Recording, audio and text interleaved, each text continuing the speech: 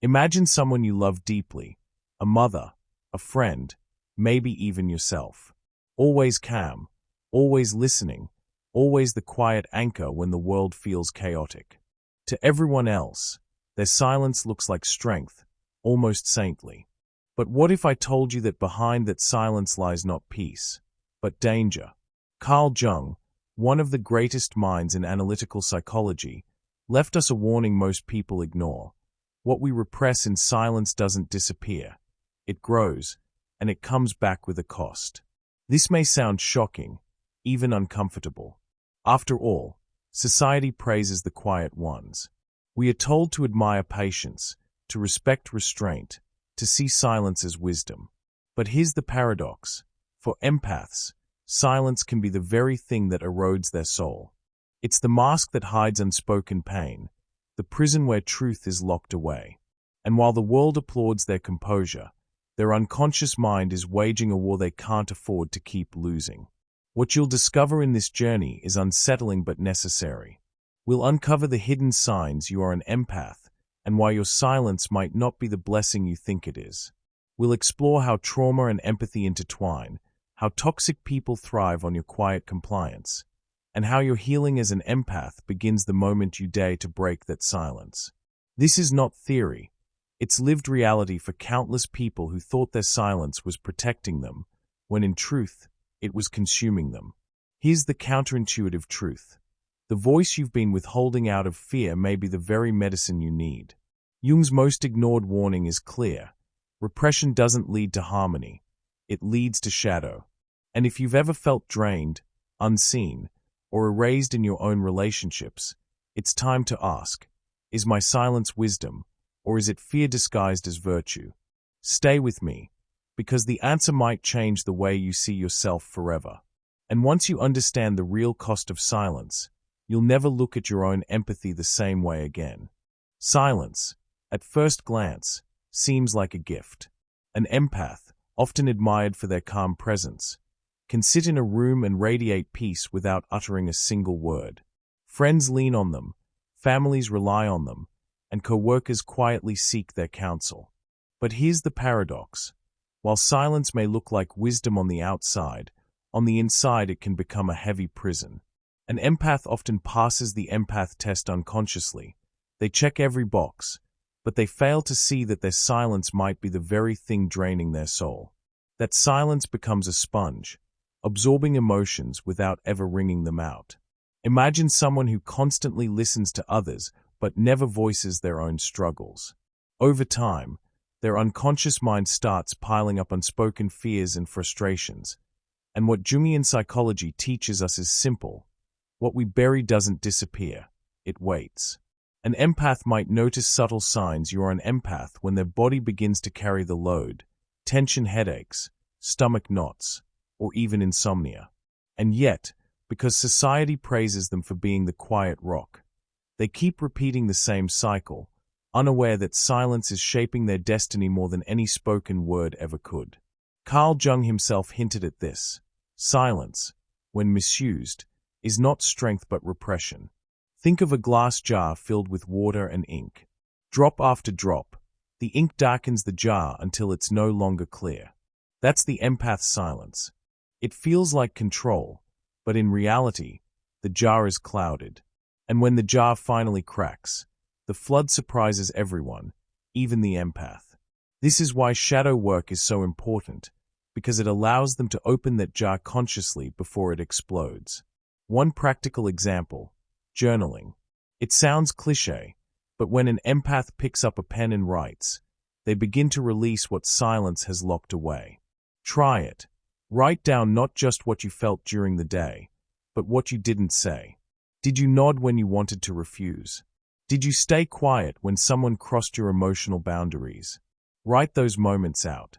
This isn't mere self-help fluff. It's analytical psychology at work, turning silence into expression, paper into therapy. And here's where the paradox deepens. Silence can be both a healer and a destroyer. It's like a double-edged sword in the empath healing journey. Used consciously, silence is a pause, a moment of reflection, a space where synchronicity can appear, where the collective unconscious can whisper guidance. Used unconsciously, it's a muzzle that keeps them from individuation. And if silence has this much power, imagine what happens when it's combined with the weight of unspoken emotions, which leads us into the empath's greatest burden, absorbing without releasing. An empath often walks into a room and instantly feels the shift in energy. If someone is anxious, they carry that anxiety as if it were their own. If someone is angry, they sense the storm before a single word is spoken. This is one of the clearest signs you are an empath, and while it feels like a superpower, it comes with a hidden curse. They absorb everything, but rarely release. It's like having a sponge heart that soaks up the world's pain without ever being squeezed dry. Over time, this unexpressed emotional weight starts shaping their reality in ways they can't control. Think of a time when you walked out of a conversation feeling drained, even though you barely spoke. That's empath psychology in action. Their nervous system is tuned like an antenna, constantly picking up frequencies others don't even notice. Jungian psychology would describe this as an unconscious merging with the emotions of others, a blurring of boundaries that weakens the sense of self. And when the empath doesn't know how to deal with toxic people or toxic environments, the burden becomes almost unbearable. Here's the real danger. The empath's silence magnifies the burden. Because they don't want to cause conflict, they swallow what they feel. Picture someone carrying groceries, but instead of putting them down, they just keep adding more bags each day. Eventually, their arms give out. For empaths, those bags are the emotions of others, and silence is the reason they can't let them go. This is where trauma and empathy often intersect. The empath who grew up in a turbulent home learned early on to carry emotions for others, believing it was love. As adults, they replay the same pattern endlessly. So how does one begin the empath healing journey? One practice is conscious release. Breathwork, for example, isn't just trendy wellness. It's a form of energy hygiene. Inhaling deeply and exhaling with intention teaches the body to let go of what isn't theirs. Another is visualization, imagining a golden light surrounding them, forming protective emotional boundaries. For some, physical movement, walking, dancing, yoga, acts as the release valve the silence has closed. These aren't luxuries, they are survival tools for empaths. But here's the subtle trap. When an empath finally releases, the silence they've carried so long starts to crack. And inside that silence lies something deeper, something Carl Jung warned about again and again, the repressed shadow. What happens when the empath not only absorbs, but also hides their own truth? That's where the ignored warning becomes impossible to overlook. Carl Jung often warned that what we repress doesn't vanish. It returns, often disguised, shaping our lives from the shadows. For the empath, silence becomes the tool of repression. They don't just absorb others' emotions. They bury their own beneath layers of I'm fine and forced smiles. In analytical psychology, this is the classic danger. The more the unconscious mind is ignored, the more power it gains. And sooner or later, that shadow erupts, sometimes as sudden rage, sometimes as depression, sometimes as a quiet withdrawal from the world. The empath's silence, then, is not neutral. It is dangerous precisely because it feeds the shadow. Imagine a volcano. On the surface, everything looks calm, even beautiful. But deep inside, pressure builds from hidden fires. The empath's silence works the same way. Every unspoken frustration, every stifled no, every moment they allowed someone to cross their emotional boundaries is magma beneath the surface. Jungian psychology teaches us that ignoring this leads to eruptions, outbursts that surprise not only others but the empath themselves. And those explosions often leave behind guilt, shame, and further retreat into silence, repeating the cycle. This is why Jung insisted that repression is never harmless. When empaths repress, they often become magnets for toxic dynamics. Without realizing it, they attract relationships where their silence is exploited. It's not a coincidence, it's synchronicity. The outer world mirrors their inner repression, pulling in situations that force them to confront what they've hidden. And because they've ignored the shadow for so long, they feel blindsided, trapped in patterns they can't explain. But the truth is simple. What isn't made conscious will direct their life, and they'll call it fate. So, what can they do? Shadow work is the key. For an empath, this might mean sitting down with their journal and writing every suppressed thought they would never dare to say aloud. It could mean working with a therapist trained in Jungian psychology, who can guide them into the depths of the unconscious mind. Even creative practices, painting, storytelling, music, can become doors into the shadow, offering safe ways to release what silence has held captive. These practices are not about venting but about integration, the beginning of individuation. Picture this: a mother at a family dinner, listening silently as her adult children argue.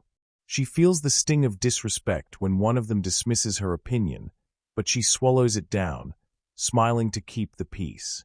Everyone laughs, plates are passed around, conversations continue, and she remains invisible in plain sight.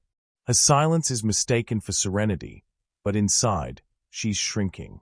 Later that night, while washing dishes alone, she feels her chest tighten, her thoughts spinning with everything she never said.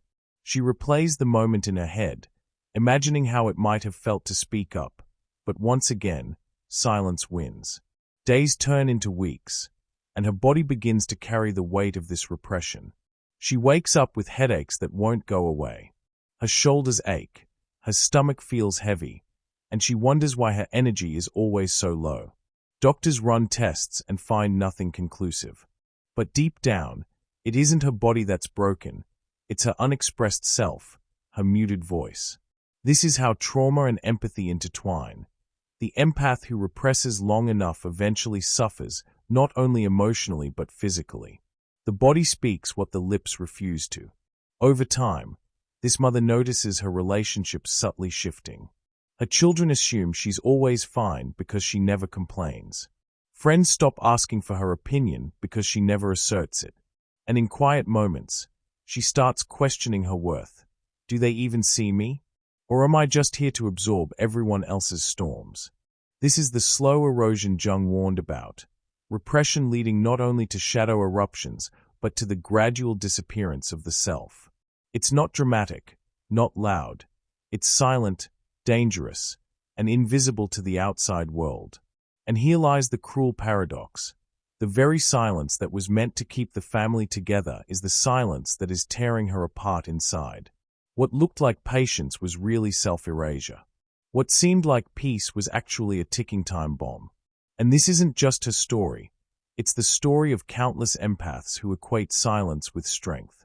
But strength without expression is fragility disguised.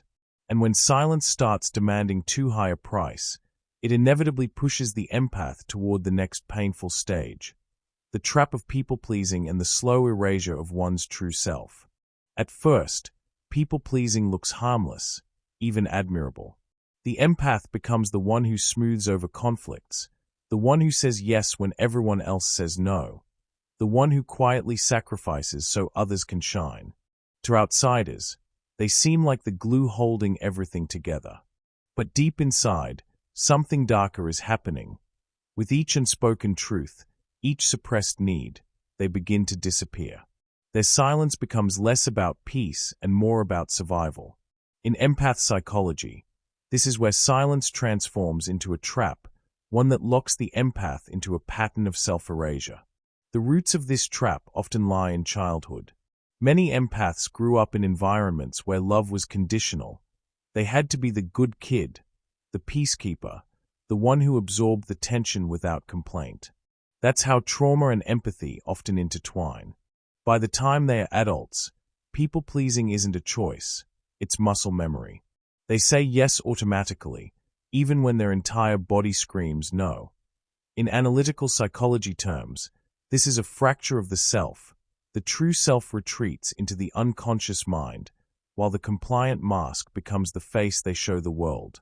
But here's the painful irony. The more they try to please others, the less they are truly seen.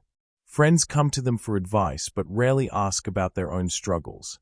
Co-workers rely on them but never consider their workload. Romantic partners take comfort in their patience but overlook their needs. Slowly, the empath starts asking silently, if I stopped giving, would anyone even notice me?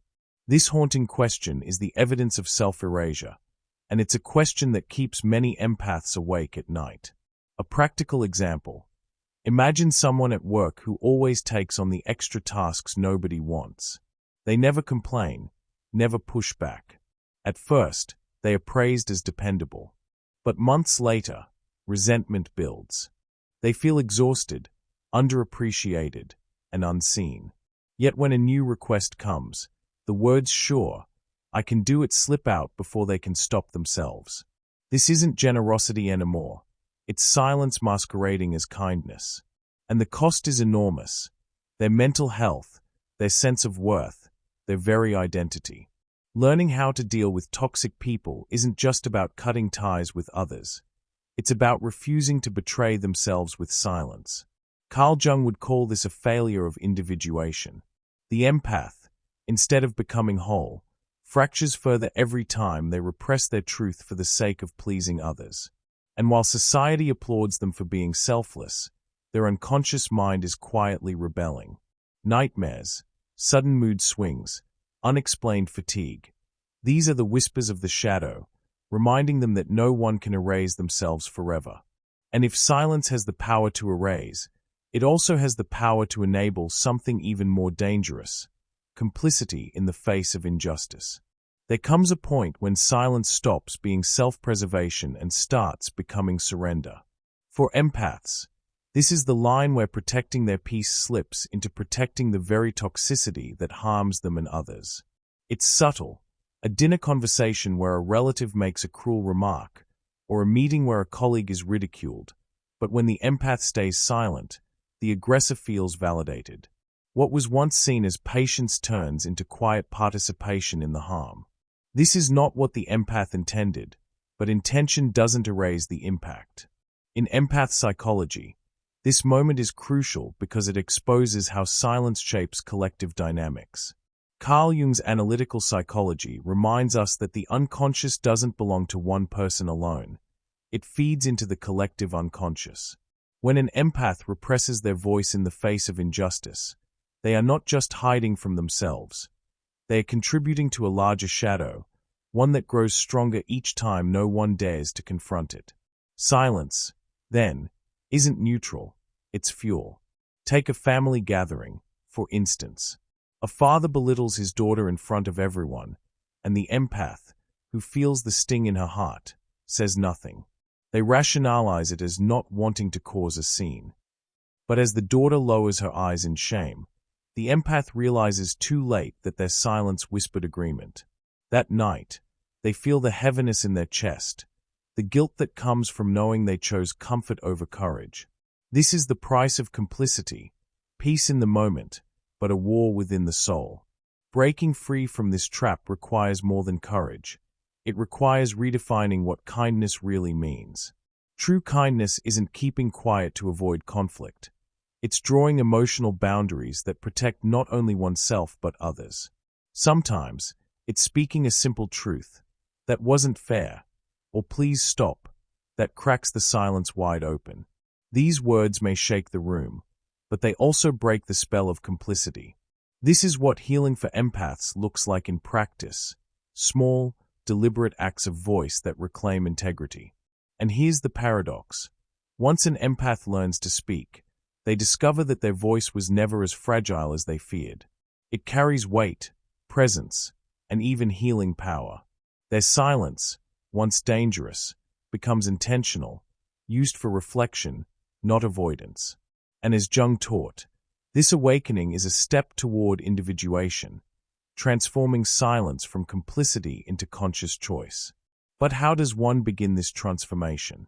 That leads us straight into the next stage: breaking the silence with the Jungian path to individuation. Remember the mother from before, the one who stayed silent at the family dinner, swallowing her hurt to keep the peace? For years she repeated that cycle, convincing herself that her silence was love. But one evening, as she stood alone in the kitchen, tears mixing with the dishwater, something inside has shifted. She realized that her silence wasn't protecting her family, it was erasing her place within it. That moment of awareness was painful, but it was also the spark of transformation. In empath psychology, this is where silence stops being a habit and starts being questioned. There comes a turning point in every empath's life when they realize that silence is no longer sustainable. The weight of unspoken words, the years of carrying emotions that weren't theirs, and the quiet complicity with patterns they never agreed to, all of it builds toward an inner breaking point. And yet, this breaking is not destruction. In Jungian psychology, it is the threshold of transformation, the moment when repression begins to give way to awareness. For the empath, this is the first real step into the empath healing journey. Carl Jung called this process individuation, the path of integrating the hidden parts of the self and becoming whole. For empaths, breaking the silence means finally meeting their shadow face to face. It means recognizing how much of their life has been lived for others and daring to ask, what would it look like to live for myself? This isn't selfishness, it's self-discovery. And in analytical psychology, this step is not optional. It's necessary for healing, because the unconscious mind won't stop knocking until it's heard. But how does one break the silence without shattering relationships? The key lies in conscious expression. Instead of bottling up frustrations until they explode, the empath can practice voicing boundaries early and clearly. Imagine saying, "I need time for myself tonight," instead of defaulting to yes, or "that comment hurt me," instead of swallowing the sting. At first, the words feel foreign, heavy on the tongue. But with practice, they become natural. Each small act of voice becomes an anchor of integrity, pulling the empath out of the fog of self-erasure. Practical tools can support this transition. Journaling isn't just about venting.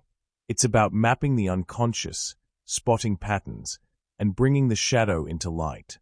Therapy, especially Jungian analysis, creates a space where silence isn't demanded but questioned. Creative outlets, painting, dance, writing, can turn what was once hidden into something tangible, freeing the empath from the prison of unexpressed emotion. Even spiritual practices, like meditation or mindfulness, can reconnect them with synchronicity, those meaningful coincidences that remind them they are aligned with something greater than themselves. And here's the beauty. Once the empath begins to break their silence, they notice subtle shifts in the outer world. Toxic people, who once thrived on their quiet compliance, lose their grip. Health improves as the body no longer carries the weight of repression. Relationships deepen because they are built on authenticity, not appeasement. The empath discovers that their voice doesn't destroy harmony, it creates it. And yet, this is not the end of the journey. Because finding one's voice is one thing, learning to wield it with wisdom and empowerment is the next, and perhaps the most liberating stage of all. The mother who once stayed quiet at family dinners finally chose to speak. With calm but firm words, she said, "What I'm saying matters." In that instant, her family paused, surprised, but listening. Her voice, once buried by years of silence, carried more power than she imagined. By speaking with clarity, they reclaim their identity and reshape relationships. It doesn't require shouting or confrontation. It begins with small, deliberate acts. Saying no without guilt, setting emotional boundaries, choosing truth over silence. These steps turn the empath's voice into a source of strength, not fear. Toxic people lose control, respect grows, and synchronicity aligns opportunities with their new authenticity. Silence is no longer a prison, it becomes a conscious pause, used with wisdom. This is the true voice of the empath, not erased, not hidden, but empowered. Carl Jung's most ignored warning reminds us that repression is never harmless. For the empath, silence can either be a conscious pause that nurtures wisdom, or a dangerous trap that feeds the shadow. The choice lies in how you use it. Will you continue letting your voice hide in the shadows of fear, or will you step into the light of individuation, the process of becoming fully, unapologetically yourself? This isn't about grand gestures. Empowerment begins in small, deliberate acts. saying no without guilt, setting emotional boundaries without apology, naming what hurts instead of burying it. Every word you choose to speak with clarity is a step forward in your empath healing journey.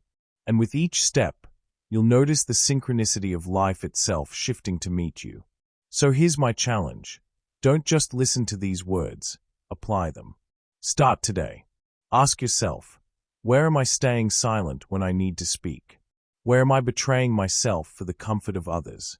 Let these questions unsettle you, because growth never comes from comfort. It comes from courage. And before you leave, make sure you don't let this moment pass without action. Subscribe to this channel, turn on the notifications, and join a community where we explore not only the depth of empath psychology, but also the practical tools to transform it. Because the truth is, you don't have to keep carrying this alone. Your voice matters. And it's time the world, and you, start hearing it.